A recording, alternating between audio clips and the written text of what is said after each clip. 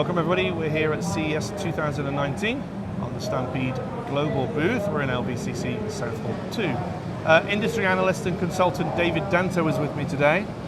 Hello David. Good to see you. Yes, we met earlier because I was on a show of yours a couple of days ago at the the PepCom Digital Experience. The PepCom. So David is, first of all, David is also something to do with the IMCCA. Correct. Tell us that first. I'm the IMCCA's Director of Emerging Technology. Yep. It's one of the executive board members, and the IMCCA exists to try and bring forth the collaboration industry, to make it grow, to help people and organizations, individuals so that's grow in collaboration. Huddle rooms, video conferencing, rooms. audio conferencing. Okay. The Interactive Multimedia and Collaborative Communications Alliance. Lovely. But everybody prefers IMCCA. Well, I know what I've learned something that's good. Now, we've relied on David heavily this particular time at CES. You're a long-term CES veteran. About 20 years now. But you told us to go to Showstoppers, which we registered for. I think it was media only. And the other one, PepCom Digital Experience. PepCom Digital Experience. These are great events. If you are press analysts or bloggers, you can get into these things. Great food. Really nice stands. Explain a little bit how that's come about. If you've ever been to CES or have anybody that's had coverage about CES, and if you look over our shoulder at some point, there are tons of people, elbow to elbow, in the hall. The booths are enormous. Mm-hmm. You know, these huge monuments to branding, and maybe the product is something this big, and it's very difficult. So they cost a lot of money to set up and dismantle. You sometimes have models in them as opposed to people with the company. It's hard to do. These other private events run by Dave and Steve Leon do the Showstoppers event, and the folks at the PepCom folks. They're small, in a private room, very exclusive audience. Very exclusive audience. Press members, analysts, people that follow the industry. No one has a big booth. Everybody's got the same kind of table. And you're actually speaking to the people from the company. Yeah. There are more samples being given away. There are more things to try. There are more questions to ask. Yep. They provide food and drink. I'm very proud of myself. This year I didn't take any of it. Really? Other than water. Oh. I was just, it wasn't there to eat or drink. I was there to learn. I do get a lot of video coverage. I do a webcast that wraps up CES for AV Nation. Yeah. So I think they're great events. In many ways, they're more valuable than the overall CES exposition. Well, I have to say thank you, David, because that was the pro tip of the show for us.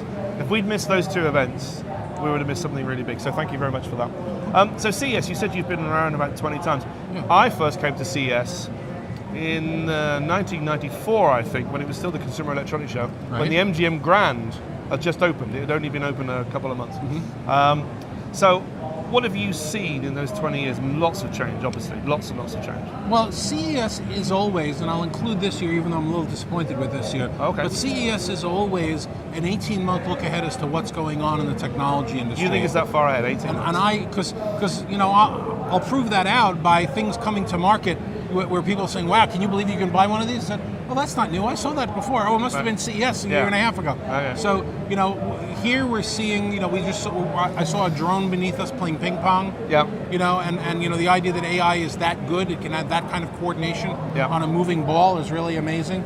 We saw voice first here. Mm-hmm. We're starting to see, AR, VR here, even though that's still a solution looking for a problem. That's the kind of value that I get, is to really understand what's going on in the space.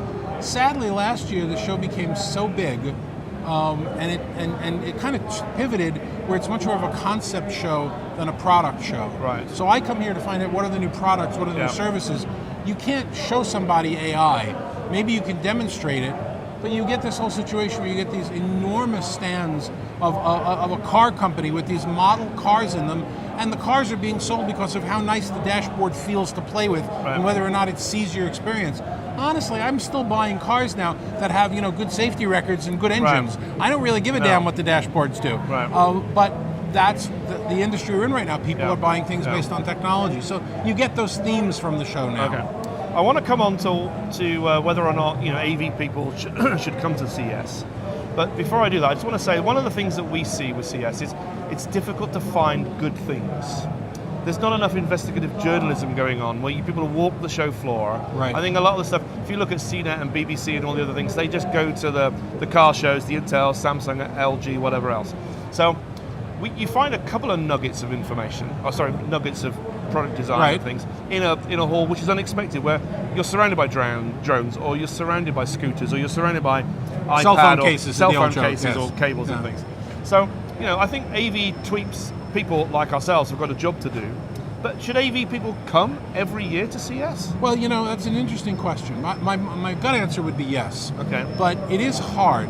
It used to be a situation where, you could go to the show and see the show. You can see Infocom.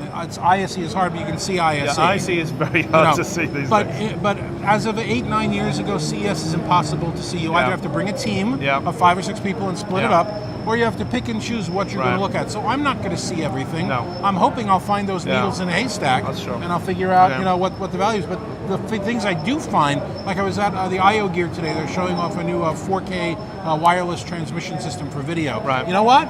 That's a good thing to know about. I'm going to get an early sample of that. But because you're big on social media, you can now share that with other people. And that's do. the key thing. Exactly. I know you do, but that's good. And we're all as good as each other. We support ourselves. So where will we see you the rest of the year? You kickstarted the year at CES, your first show. Mm-hmm. What else have you got lined up? Well, we got a brand new show starting this year, which is after ISE and before Enterprise Connect, called Collaboration Week New York, taken after some other Week New York that something that we've kind of heard of. Yeah, exactly. Where we're actually in 10 different venues for 12 different sessions. And if you want to look at that, that's online. It's collaborationweekny.org. Non-profit, all free for everybody. So that's one.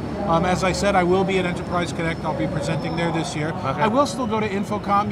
Avixa is kind of losing their way a little bit on that show. They want to be the wow show, but then you take a look at the LG stand here with the waterfall that's coming up. That's a wow. And that's never going to go to a show like Infocom. I think Avixa does have the problem that ISE has the product announcements at the beginning of the year. Maybe 4 or 5 years ago, the big American companies started announcing their products at ISE. I'm the wrong guy to bring this up, and it's certainly a much longer conversation than we have time for, but those shows are losing their way. They used to be inclusive shows. They're 5, 6, 7, 8, 9 organizations will participate. Now they're me, we're going to do it ourselves. Right. And that's going to tarnish it a little bit. Okay, interesting. David? I'll still be there. Thank you for taking time on our show, because I know you're busy. We'll see you soon. Absolutely. Thank you. Great seeing you.